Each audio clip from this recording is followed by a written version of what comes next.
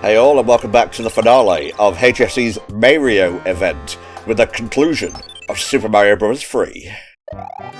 Now, as you might have noticed just from glancing at the overworld there, this world's gimmick is it's the pipe maze. Oh. There are pipes everywhere. Every level is just pipes. There's pipes to get to and from the levels. There's pipes in the levels.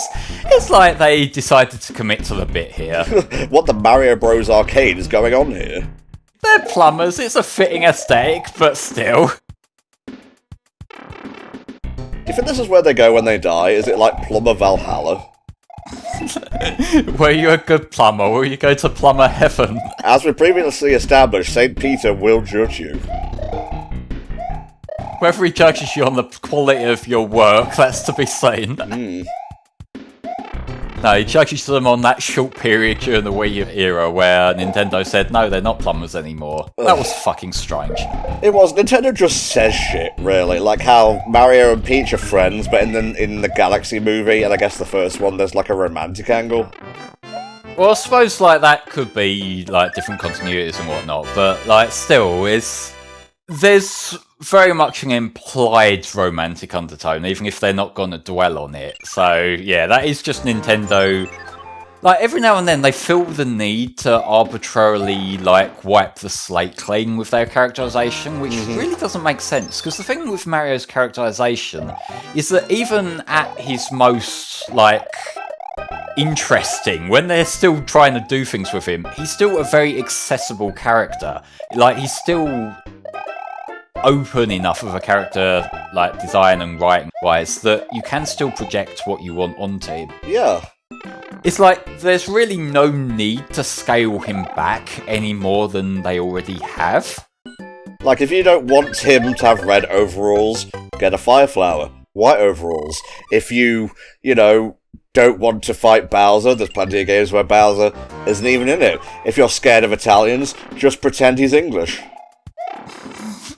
Well, I mean, like, some of the, like, different stories they've told about Mario over the years have said that he's from New York, so you can just take that how you will.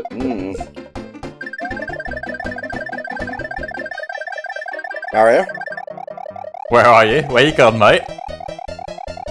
There he is. Oh, for a second, Mario was missing, and I was afraid. Yeah, that was his own game, wasn't it? Why isn't that part of Mario, and like Mario's Time Machine? I didn't want to do them until we've done Mario Teaches Typing. You realise I'm going to hold you to these ideas. You realise that when it happens, you're going to have to sit through them with me. Exactly. We've got a couple of typing games on the channel already. We've got the Typing of the Dead and the Typing of the Dead Overkill from previous charity marathons. That's enough, right? Who loves water levels? Who loves side-scrolling levels? Auto-scrollers, even. Now, who likes those two together? I think I'm going to take it out on the underwater sea life, okay? As opposed to the above-water sea life. You saw the bloopers above ground in Lost Levels. I guess. That counts, alright? You have to be specific with the Mario series sometimes. Look at all these jellies. Getting flashbacks to Star Zone in Mario Land 2 here. Sort of, yeah. Or was it Moon Zone? I know the one you mean either way, there's sections sort of like this. Yeah, go with me on this. You have to take a hippo's bubbles to get there. See, the thing is, you're right, but no one's gonna buy that. Dude, were they on drug when they made this series? Oh, well, that's enough material for the next Starbomb album, right? Oh my god, 2, I would think. When was the last Starbomb album? I need to look this up. I think they've done 3 of them so far. And there was a big gap between the second and third from what I remember. Well, let's have a look here. Let's see. I'm just reading the track list for the first one here. I Choose You to Die, Pokemon, Luigi's Ballad. I think I like that one. like, some of the ones on the first one were actually fine for what they are. Like, they're silly parody songs about video games. It's like, does the job. It's just, there was, after a while, after a bit of time had passed, Aaron seemed to want to step away from doing things that were a little bit too edgy, and so you get a lot of the non-humour in later stuff. Yeah. Anywho, there are 4 albums, one in 2013, one in 2014, then there was a gap, 2019, and then another gap, 2014. I don't think the numbers work out. I regretted it as soon as it came out of my mouth. 2024. Yeah, I was just thinking, like, hang on, am I the dumb one, or did he say it wrong? I do like the title, Star Bomb Boom, Rise of Lyrics. Oh, I'll give him that one, that's funny. So this is the level that is like the most pipe maze of Pipe Maze World, isn't it? Yeah, pretty much. And like, it might look simple on the surface there, but a lot of them other pipe exits, they've got hidden blocks there, so you can't get out and you have to go back on yourself. So there is like a correct route to take, even if it looks like there's a lot of routes. I see. Thank God we made it out. We were reduced to talking about fucking Star Bomb in there. Christ.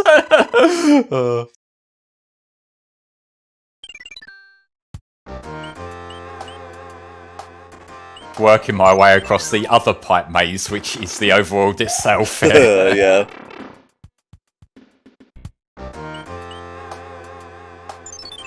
So how do we get rid of those red snappers on the map exactly? Top of my head, they are also levels that you go into, so we'll be seeing some like that. But this one, we've got another alternate route I'm taking here. Now, I know I could start hitting these with my tail, but it's easier to just wait. But then we get down to this room. Oh! New power-up! Wow, you had to wait until the penultimate level to get this. Could you have gotten it earlier? I believe you can get them in the toad houses, but in terms of actually finding them in the levels, this is the first and I think the only one that shows up in a level itself. This is the Tanuki suit, which functions very similarly to the raccoon suit, except it has an extra attack, which I will show off when we get to the boss here. We just turn into a statue and bolt down. He's gonna have some bad concussion in the morning. These are all different boom booms, mate. If Bowser just kind of like pops them out on a whim. I prefer to imagine it's the same guy and we're making his life hell. Mario looks so cute in the overworld map with the Tanuki suit. He kinda does, yeah, bless him.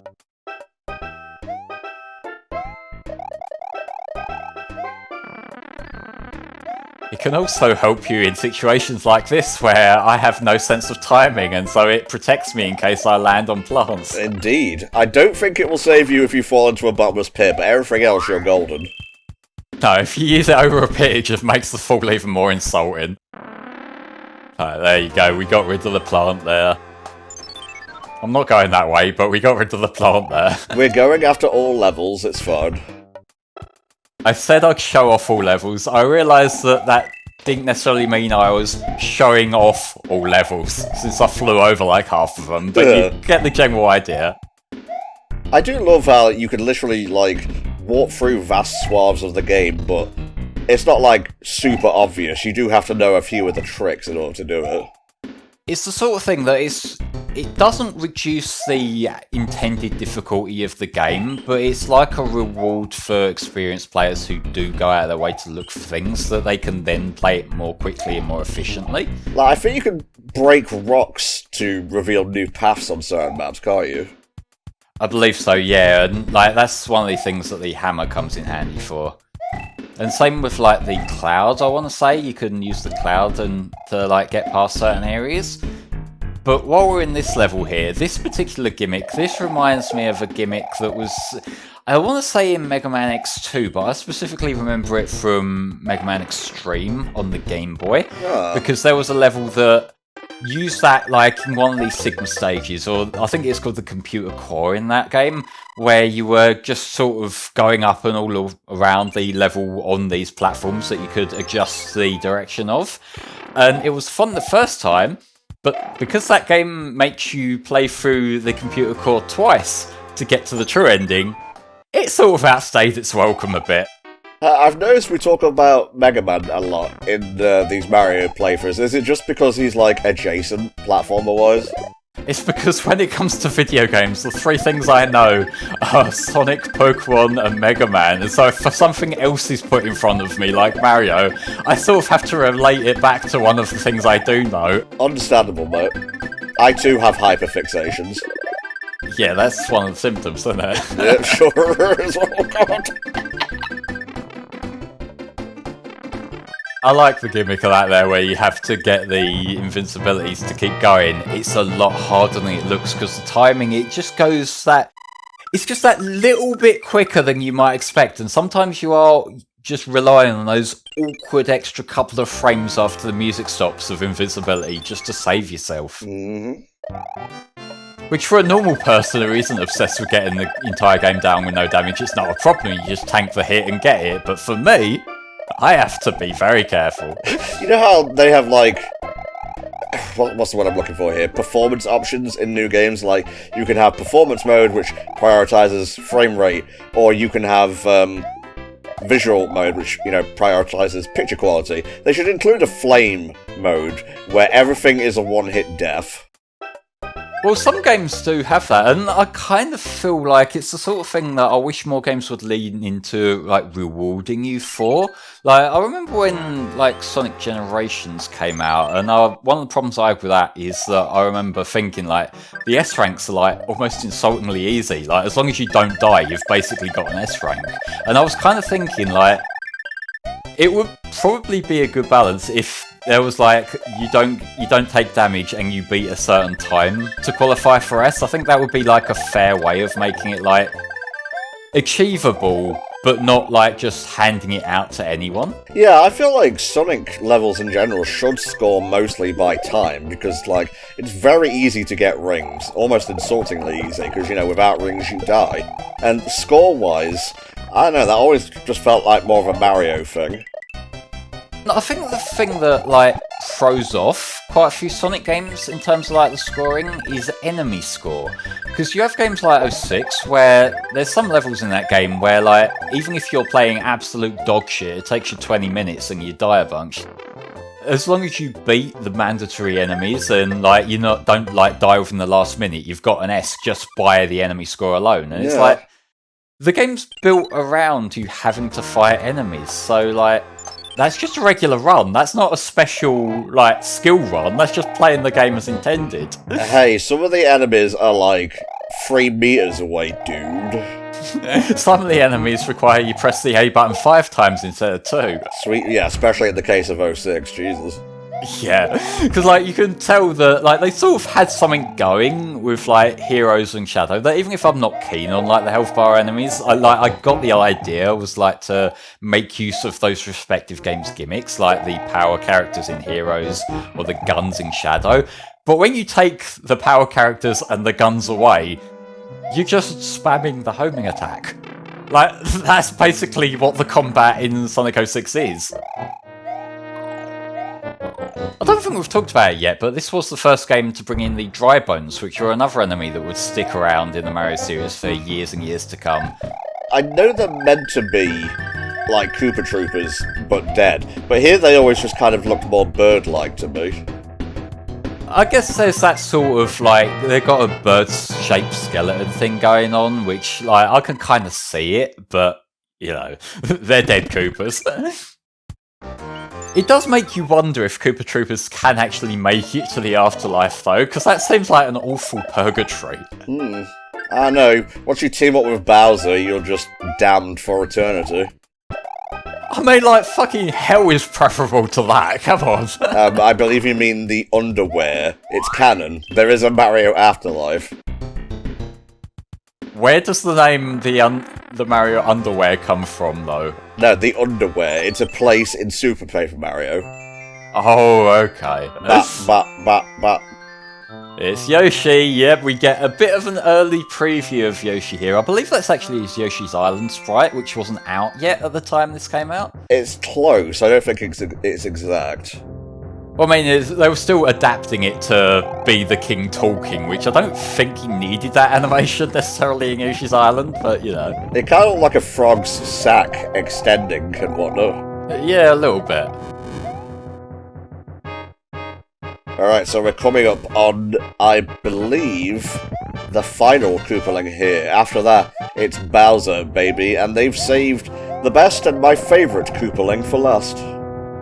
Can't spoil that Bowser's at the end. We haven't got to that plot twist yet. I'm so sorry. I'm always doing this, just revealing Bowser at the end, etc.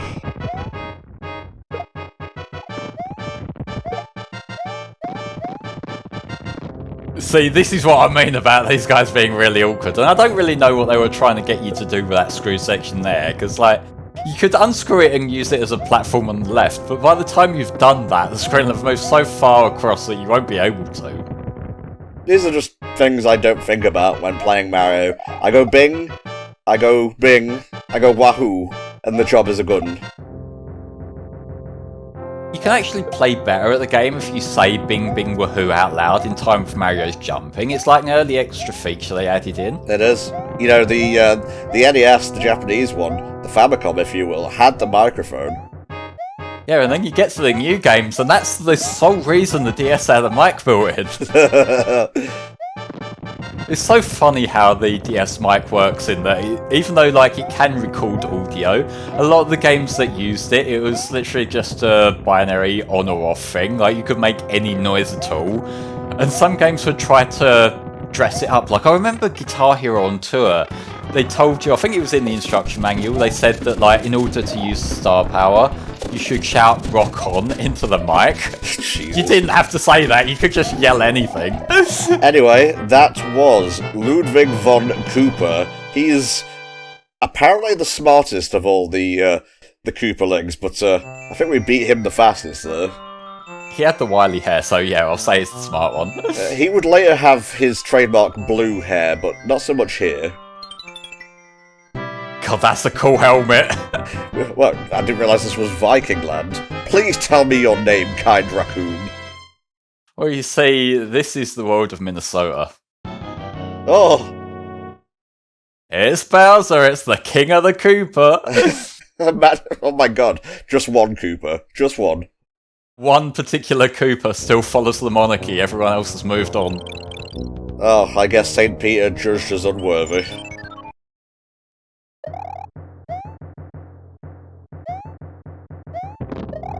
So here's a ground-based version of the airship archetype. This would come back in, I believe, 3D World. Yeah, they would use that again later on. Were there ones like this in 3D Land as well, or is that just an intrusive thought that's injecting itself into my head?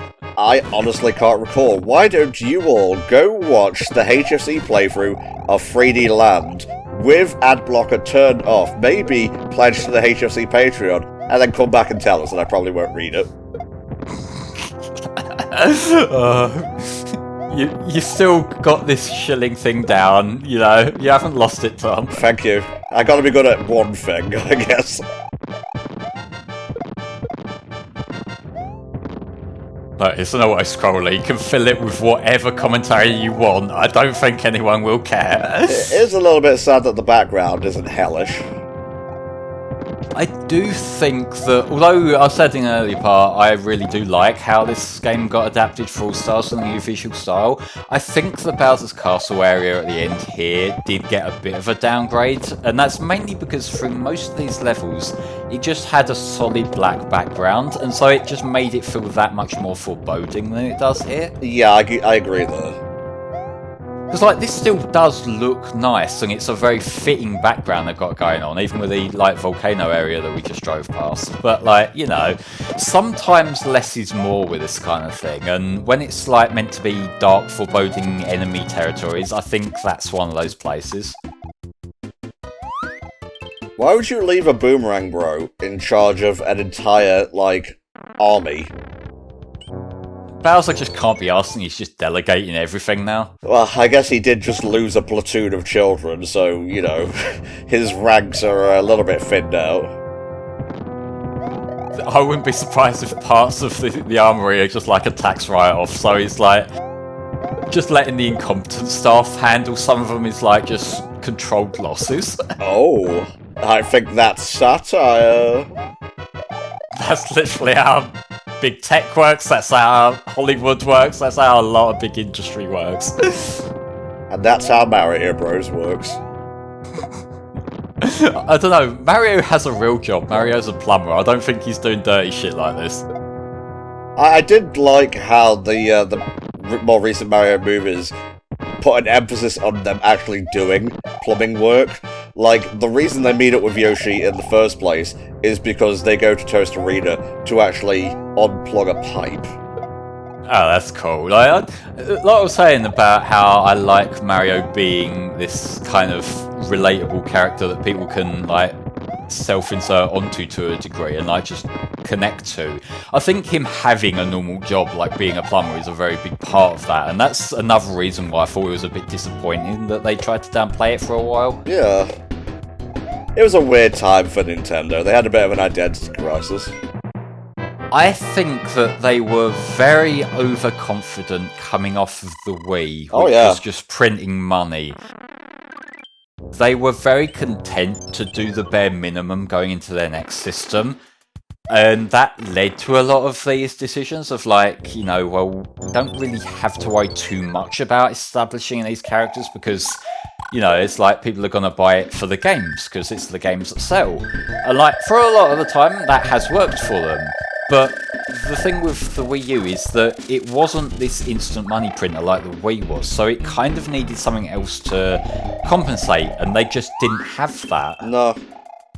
I feel like people want the Switch 2 to be that situation again, but apart from, like, some price gouging here and there, for lack of a better term, I really don't think it is. Like, compare the first year of the Wii U to the first year of Switch 2. Besides being a nice rhyme, the Switch 2's lineup just completely decimates Wii U's. I mean, the Switch 2 actually has games that people want to play, so, yeah, I mean, it's winning by default, but this is one of them things that is very hard to talk about now, because, like, I know a lot of the discussion around Nintendo tends to be the sort of thing where there's, like, a route where people have a genuine point that then gets blown out of proportion by grifters. Oh yeah. And so it's like, you know, the price gouging thing, that's a genuine complaint. Like, Nintendo are overcharging for things. I'm not going to pretend that having to pay like 70 odd quid for a video game is fair, because it's fucking not. No. But then you have the other people who will show up in unrelated conversations they weren't invited into and just go, wow, you guys paid 70 quid for this, totally worth that, when it's like two people talking about having fun with Mario Kart or some shit, and it's like, fuck off, you're annoying. Really? And just like Star Wars, there are grifters on both sides, so end of that conversation. Look at this. It's a very ramshackle air fleet you've got going on here. It's no egg fleet. Yeah, it's not quite Egg Fleet from Heroes. That was the best interpretation of Eggman's fleet, I would say. Oh god, can you imagine a remake of Heroes? I don't want Heroes to be remade at this point. Not because, like, I think it'd be a bad idea, but I don't think Heroes necessarily has enough substance under the surface that, like, an improved version would be that much of an improvement. Yeah, no, I agree. I would much prefer a sequel more than anything. Yeah, I kind of feel like, and this is a thing that's just a contentious topic in itself across the entire gaming industry right now, but, like, I kind of am in no rush for more remakes. I would rather see more, like, original things for the time being. Well, we finally got to an actual level. Yeah, don't worry, it's not a particularly long one from what I remember. But yeah, like, the thing with Bowser's World in this game is that there's a lot of... It's a lot more linear in design, which kind of makes sense since you got to go there. I think the only skippable parts were them levels, like, over the watery area, where, like, you can bypass it by, like, timing yourself on the overworld. But, like, everything else is, like, there's a set route they want you to go. You tried.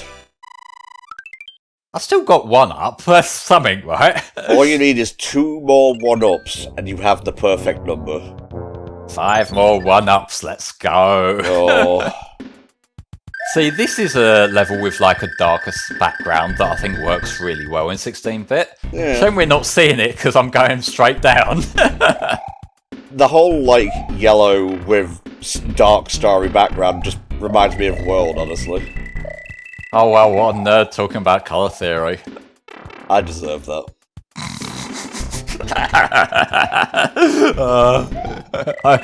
I'd say we're equal, except you've pulled me up on it way more times than that. Nicely done, Flying. Boosh.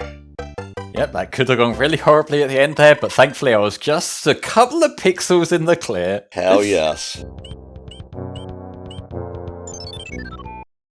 Look, Boom Boom, give it up. It's just not happening, mate. I don't care how many cosmic pancakes or waffles you put in your fucking levels holds up Spork. It's not happening.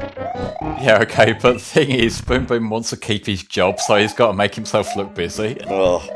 How many more times, how many more concussions can I put up with Bowser? Can I not, like, claim a safety helmet as a business expense? Come on now. No. You can't wear that, you look like a pansy. Mario won't take you seriously.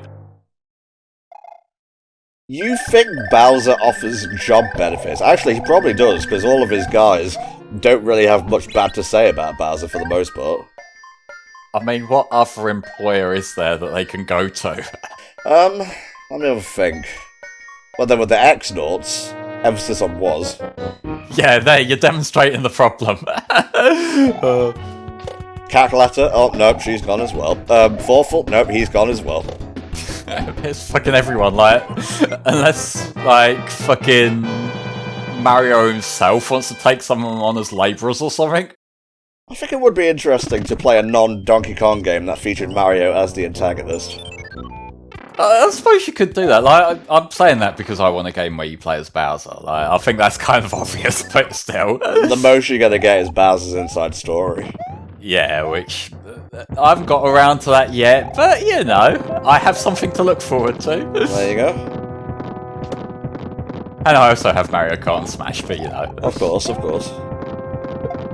Even though playing Smash with Bowser is kind of a generous description of my I will grab you and side B off the edge approach, that my old faithful. I fall for it every single time. So the thing is, like, I remember there was a period of time during the Smash 4 era where, like, that was straight up broken because it would, like, give you the win first, and then they patched that and suddenly my strategy didn't work anymore. No, baby had to try. I can't do my usual go-to thing of find one strategy that works and then, like, just use it over and over. Alright, Flame, hand to heart. New Smash character has to be from the Mario franchise, go. Oh. I give you one, like, original character and one clone character. See, I'm not sure, because, like, when I think of Mario, like, all the ones that I would go to are sort of already there. Like, because, you know, obviously Bowser, but, you know, we've got Wario with both his regular design and his, like, WarioWare design. WarioWare was one of the other series that I got a lot of memories with. I don't know, like, what would your picks be? I would go for some of the villains from the franchise, like Cackletta would be pretty cool. Yeah, I suppose so, yeah. Or Prince Peasley, although look forward to another 10 years of fucking anime sword fighter discourse. Oh yeah. Well, I mean, that's gonna be there anyway. Like, picking which fucking Mario character he wants is, like, kind of a wasted effort when, you know, we've got to pick 3 more Fire Emblem characters beforehand. I think a big part of why I like Smash is just the hype season. I enjoy playing the game, don't get me wrong, but the community aspect is great too. I think the fact that it is, like, a big crossover that feels very earnest is a big part of it as well. So you can get excited about the idea of, like, your favourite characters joining this world. It feels a lot less cynical than, like, say, the, like, Fortnite approach to character crossovers, where it's like, whoever we can license, fuck it, why not? Yeah. Nice callback to Mario 1 here. Yeah, a little bit here, but here's our boy. Oh my god. I'm not a fan of this Bowser sprite. Oh, the face-on sprite like that. I like it, but I know why you don't. the general strategy here, if you don't have the Fire Flower or the Hammer Suit, what you want to do is you want to bait him into ground pounding himself into the pit. It seems self-explanatory, but, you know, you have also got to dodge his fireballs, so... And you also got to make sure he doesn't take you down with him, because even if he dies, it will still count as you dying if you go down too. Goodbye. He talked a bit game, couldn't back it up. He'll be back, it's fine. And when I say he'll be back a lot. Open the red door, we have won! There we go. Ooh, done. Walk into the seizure room. Oh, hey, Peach. I wish we could keep the Tanuki suit during this cutscene. You look very weird in sprite form. Yeah, but... Although, to be fair, she wasn't much of a looker in world either. Thank you, but our princess, I am about to raise up my hand, woman. Just kidding. Wink. Yeah, no, we're taking home a fucking Cooper in disguise. Some days, you just can't do any better. And yet you judge me for liking Bowser. Mine was a joke, yours is reality. That was Super Mario Bros. 3. For me, personally, I'm gonna give my opinion first, because fuck it, I played this game here, and I think it stands up very well. I like how fast-paced and snappy the levels are. I like the fact that it's basically Mario 1, but with more visual identity, more unique levels. Mm-hmm. How about you, Tom? I still prefer World just for, you know, the level and overworld design, and I just feel that game vibes with me more, but this is a fantastic game. I haven't actually gone through the whole thing in many, many years, and this playthrough has given me a chance to reappreciate it. Yeah, and I had a great time replaying it for the channel as well, so yeah, having played through all three main versions of this game now, I like the All-Stars one. I think it's a good pull. It's stood up the best out of all the games on the All-Stars collection, I'd say, so yeah, I'm very happy with Mario 3 here. This has been HFC's Mario event. We covered Super Mario Bros., Super Mario Bros. The Lost Levels, Super Mario Bros. 2 USA, and Super Mario Bros. 3. Coming up next is the wonderful 101 Remastered with myself and ex-gamer Richie. So I've been Tom64. I've been the Flameclaw. And we'll see you next time for another HFC playthrough. Bye for now.